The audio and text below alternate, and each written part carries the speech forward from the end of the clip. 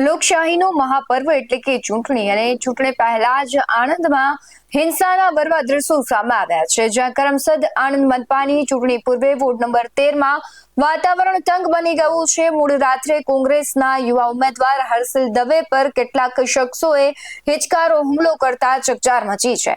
નમસ્કાર, Gujarat BS9 TV ન્યૂઝમાં આપની સાથે હું છું ભગવતી વિશાવડિયા.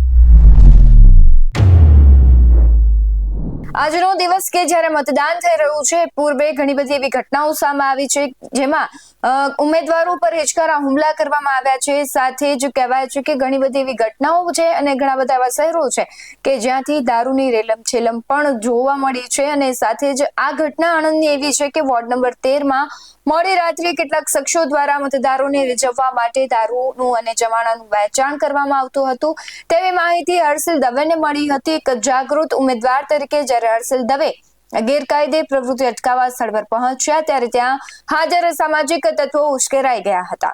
હુમલાખોરે હર્ષિલ દવે પર જીવલેણ હુમલો કરી ગંભીર ઇજાઓ પહોંચાડી ત્યારે ઇજાગ્રસ્ત ઉમેદવારને તાત્કાલિક સારવાર માટે નજીકની ખાનગી હોસ્પિટલમાં ખસેડવામાં આવ્યા. હર્ષિલ દવે હોસ્પિટલના બિછાનેથી એક વિડીયો જારી કરી સીધો જ આક્ષેપ કર્યો છે કે ભાજપના લોકો દ્વારા હુમલો કરાવવામાં આવ્યો છે. શું કહી રહ્યા છે હર્ષિલ દવે, તેના પર નજર કરીએ.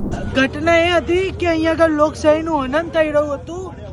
અહીંયા ખુલ્લેઆમ દારૂ વેચાતો હતો, રૂપિયાની વેચણી થતી હતી. ત્યારે મને માલુમ થયું, વોર્ડ નંબર 13 નો ઉમેદવાર છું.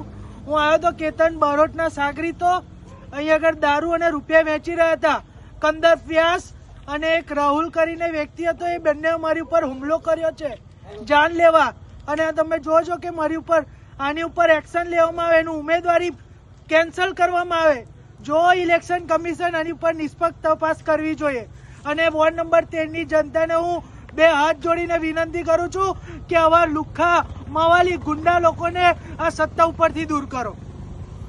ઘટનાની જાણ થતાં જ આણંદ પોલીસનો કાફલો ઘટના સ્થળે પહોંચ્યો હતો. ચૂંટણીના માહોલમાં કાયદો અને વ્યવસ્થા જળવાઈ રહે તે માટે પોલીસે તપાસ તેજ કરી છે.